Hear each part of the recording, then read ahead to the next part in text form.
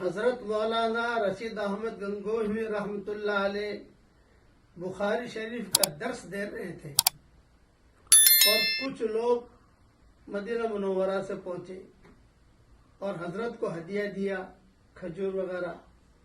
تو حضرت مولانا رشید احمد گنگوہی رحمۃ اللہ علیہ کھڑے ہو گئے اور کھڑے ہو کر کھجوروں کو یا جو ہدیہ دیا اس کو اپنے آنکھوں سے لگایا، اپنے سر پہ رکھا اور بہت روئے کہ میرے نبی کے شہر سے یہ چیز آئی ہے، میرے نبی کے شہر سے یہ چیز آئی ہے۔ اور پھر وہ کھجور کھائی اور کھجور کھانے کے بعد گٹلی جو ہے وہ سنبھال کے رکھی۔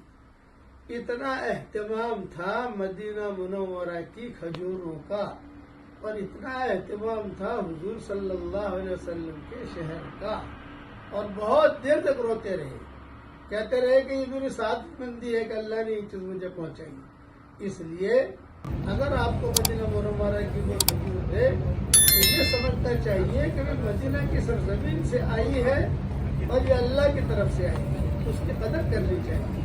اللہ تعالی ہم سب کو قدر کرنے کی توفیق عطا فرمائے، آمین۔